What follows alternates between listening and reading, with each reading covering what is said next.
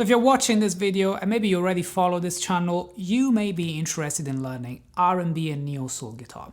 And today we're gonna break down a few chord positions that you absolutely must know to play this style.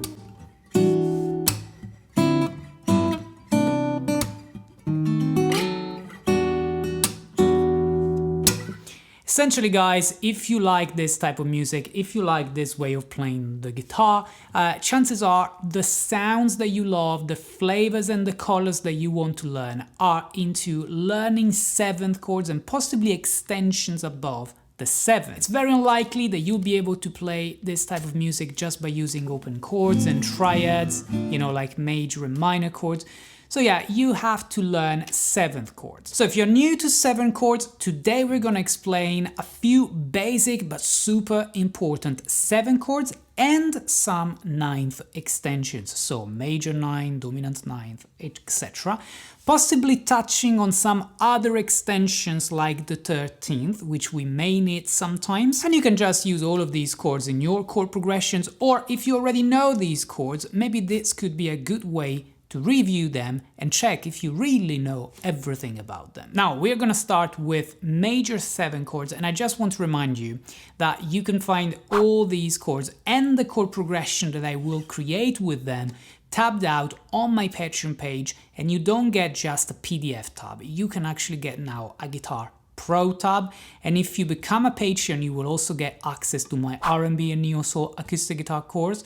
So yeah, check out the link in the description below. So, the first chord is a C major 7, which we want to learn with the root on the E string first. Okay, so one finger here and then this sort of A minor shape. And this is a C major 7 with the root on the E string.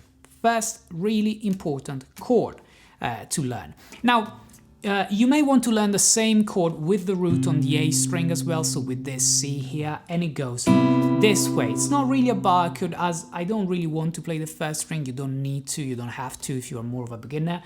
But yeah, this is the chord, this is the C major 7 with the root on the A string, so two positions for the same chord. Okay. And now the very first chord extension is going to be on this C major 7, okay, so with the root on the A string. We're gonna see a C major 9, which means we take the major 7 and we extend it to the 9th. The result will be a C major 7 9, or just a C major 9, and it looks like this. Okay, so it may require a little bit of practice for the muscle memory. You start with a 2-1 type of fingering, and 3 here, and the pinky on the G string. This way. Okay, to me this sounds so much more interesting than this.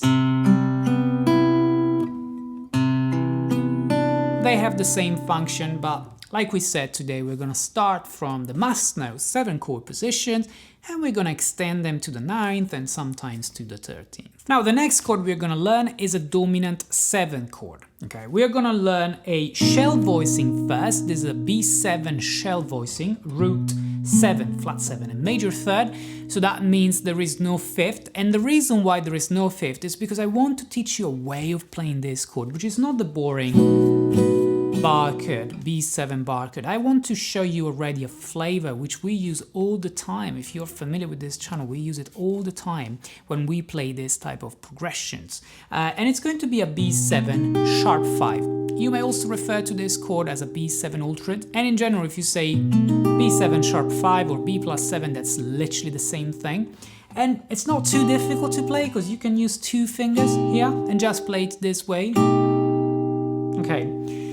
Now, we are gonna see another way of using dominant 7 chords, but in order to do that, we need to touch on the first extension for today, or maybe the second extension, really, after the 9th, and it's going to be this one, the G13. So let's take a G7 shell voicing, shall we? So that means it's the same as this, just moved to G. Okay, now instead of playing the sharp 5, I want to bring my pinky 1 fret across this time. And by doing so, I'm playing the 13th. And this is a G7 13 that we usually shorten into a G13. When you say G13, it means a G7 extended to the 13th. Okay, so you've now learned two ways of playing dominant 7 chords, both very interesting and in the style of R&B and neo soul, without really having to do much. Just start with a shell voicing made by 3 fingers and then add the pinky here or add the pinky here. Okay. Now, what other chord pieces we absolutely need to learn? Minor 7 chords. But I don't really want to show you only how to play minor 7 chords. You may be familiar, guys, with playing minor bar chords, like an E minor, and you may already know that by removing your pinky, you actually get an E minor 7, which you can obviously move wherever you like on the fretboard, moving your E minor 7 position. Now, what I want to show you is an interesting extension, which is going to be the 9th, okay? The 9th is one of my favorite extensions because the color you get by using the 9th on top of a minor 7 chord is just, you know, something so juicy. And yeah, it goes this way. So this is an E minor 9. Okay, there's no bar involved. So virtually it may be easier than learning this if you're not familiar with bar chords. Okay, so you play 2, 1, 3, 4. Okay, this way. This is going to be your E minor 9. And if we do know now the E minor 9, we can move it wherever we are. For example, we can go to D minor 9, from E minor 9 to D minor 9, and so on. Okay, so with this quick overview of 7 chords, we've actually touched on major 7th, dominant 7th, and minor 7. And for some of them, we have seen, you know, a sharp 5, a 13th, a 9th. Some of those things that if you're not used to, you may feel a little overwhelmed at first, but hopefully we are breaking them down in a way that it doesn't feel overwhelming. It's easier than it looks like, okay? That's what I like to do on this channel, guys. I like to break down things and make them accessible really to anyone, okay?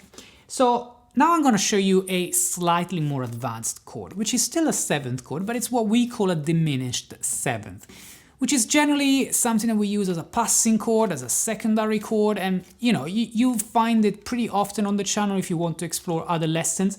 And I want to show you only one position that we can move, because these are movable chords that you can move by 3 half steps, 3 frets essentially on the guitar. And you're still playing the same chord, it's just an inversion of the original.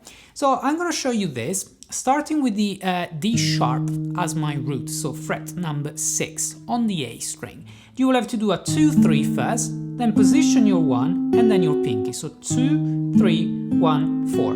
This may need a little bit of workout and warm up, you know, for the muscle memory, to make sure you learn that position and that your fingers go straight into the correct fingering, okay? And like I said, you can move this up and down 3 frets and you're still playing the same chord, okay? So we have now touched on major 7th, minor 7th, dominant 7th, and diminished 7th. These are not all of the chords that you may need to play this style, but it's a good way to approach R&B, jazz, neo soul, all this type of music with this flavor where the chords are a little bit richer than just your basic open chord triads. Okay, so as I said, all of the chord positions are going to be on my Patreon, but let's see how we can combine them using a chord progression taken from just the two of us, really, and we recently talked about it. I made another lesson last week, so you can find it on my YouTube channel. It's just 1 week old, where I break down the music theory of this chord progression and how you can actually play it. But now we're going to put together all of the chords that we mentioned into something that may recall just the two of us, but it adds a little bit of flavor here and there to really use all of these positions or most of these positions. Okay, so you may start with your C major 7, then B7 sharp 5, which we have now learned, then E minor 9, and then we can do D minor 9, finally going to the G13 that we learned, right? Then you play your C major 9, and then you play 2 diminished 7 chords. D sharp diminished 7th into an F sharp diminished 7th before starting again. So all together it sounds like